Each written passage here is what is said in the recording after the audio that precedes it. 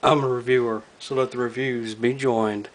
Hello again everyone, your friend Dynamite here for another video review. As you can see, today we're going to look at Transformers Combiner Wars Skydive. Now if you've seen my previous videos of the Combiner Wars, I have rated them from my least favorite to my favorite. My least favorite of course was Drag Strip, then up to Firefly, then to Alpha Bravo, and now here's my favorite one of the set, Skydive. A lot of people indiffer me on this, but Skydive is actually my favorite of the line. I'll explain why here shortly, but before we get into that, let's go ahead and look at his accessories. We of course have his card to come with him. I really love the dark detail on the artwork here. It's one of my, like I said, it's one of my favorite ones of it. I really like this card. Again, it's, I just really like the art. I'm not sure. Again, I don't know who does the art for this one, but I really like it. And we of course have his instruction sheet. As with the others, the detail that they go to on these is really, really good. I mean, you see here just how well the detail is. Very, very nice art for that, and very good work on their part to do more detail for the transformations and stuff. We also have his double barrel gun. Very cool. The only problem I have with the gun is it's open right here at the bottom. If they put just a little bit of plastic here to cover that up, this would have been really, really awesome.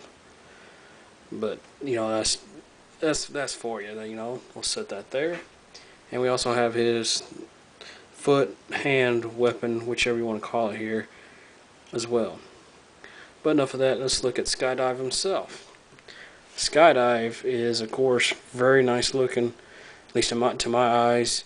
A lot of people complain about this part of him, all this robot kibble on the bottom. Yes, I do. I can understand that.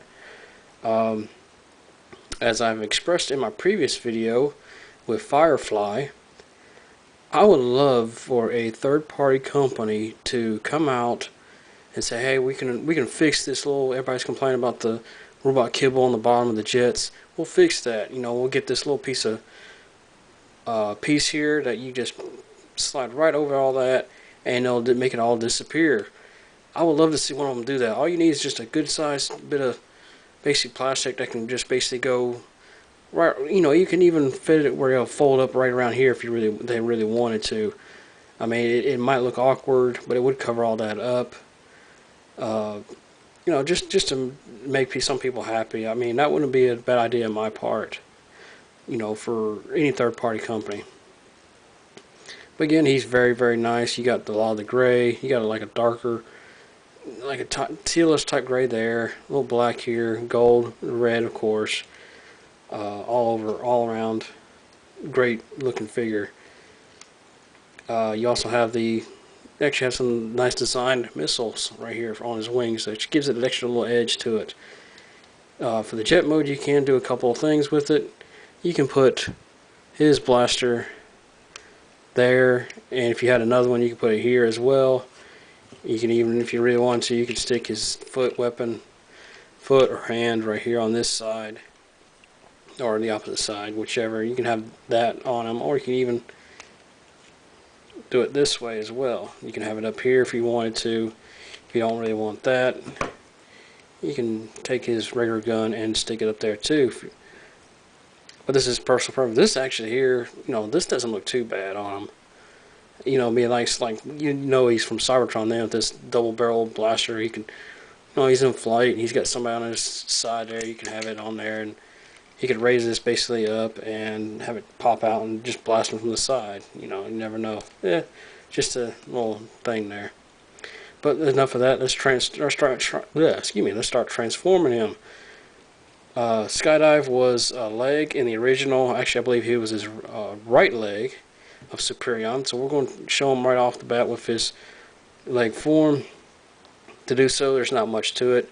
You want to fold these tail fins up like so. You also fold unpeg this here, and it will peg right back into there, just like in Firefly. You fold it down, peg it right in. You also right here, you pull these out just enough just to give you a little bit of clearance for this. You can go ahead and turn his head around if you want to, just to hide the head a little bit more. Rotate that down, flip this back up, and of course pop the arm off as you do it.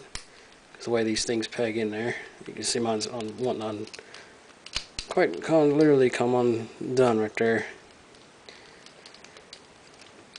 But we'll fix that. There we go. And he's still not getting something right here. Oh, that's good. Just popped right off there. As you can see, it can just pop right back together though. We'll fix his arms back real quick. There. You can flip the wings up if you want. You can leave them down if you'd rather have them down out, but it's preferred to go like this. Take the foot and stick it into the peg hole in the bottom, and there you go. There he is in his foot form. A lot of people complain saying that this is this way, but you know, if it normally in the original G1 it's supposed to be like this. I personally like this aesthetic because it, you know, with the knee articulation there for when he's in combined form. But that's, you know, that's still not bad for him being, this is basically his form. He was the right leg for Superion. Let's jump right into his robot mode. Do so, we'll take this out of the way. We'll turn him back around. You can go ahead and unpeg his arms here. One thing I really like about the figure is this piece right here. You basically rotate this back up to the shoulder. Do the same on this side, and that's basically his shoulders. I really, something about that just really makes me happy. I just really like that aesthetic for that. Again, for the legs, basically do the same thing as with Alpha Bravo and Firefly. You just unpeg them open, the legs open, and straighten them out. It wouldn't hurt to unpeg them from apart, separate them like that, and you just close them back. Do so on the same other side, and you got his legs. And let's rotate the combiner joint back to form his head, and here we have Skydive robot mode. Very, very cool, if I do say so myself. I mean, I apologize, I must have bumped the camera and knocked him down. I do on mine. I should note mine does have a little paint chip right there on his waist. Nothing real major to worry about, but same. His articulation's the same as the other ones. His head's on a ball joint. You can, as you saw, you can turn it all the way around, raise it up and down. He's got the shoulder joint here, you know, for full spin. He's got it right there, right below the shoulder. You can spin that too. Elbow joint, no wrist articulation. The waist does have the swivel.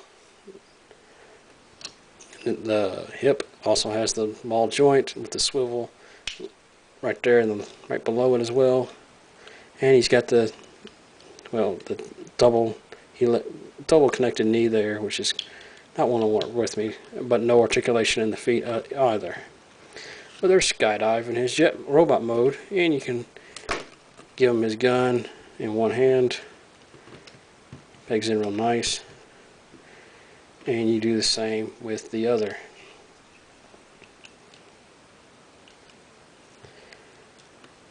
Though it does weigh his arm down, as you saw there. But there's Skydive. Now we're going to show his other mode of his arm mode, which is really, as like the others, it's real easy to do. We'll just remove his guns. We're going to turn his head back around. We're going to once again rotate. We're actually going to go ahead and do this one with the right arm. Rotate the connection port right there. You want to combine the legs back together. Rotate them like so at the waist. Now the instructions show for you to do this, and then to basically fold the arm back down like you want to peg it in, and then to turn it around at that joint and fold the arm up like so. And we can do it on the other side as well. Turn the arm around. Whoops. Not at this joint, but the joint right below the shoulder. And there you go. Which I do like that. Kind of gets the arms out of the way, keeps them cleared for, some good poses there. But let's get his hand on. You just pull the fingers out, adjust this around, and peg that end, and there you have his right hand for Superion or Bruticus or Defensal, whichever combiner you want to combine them onto.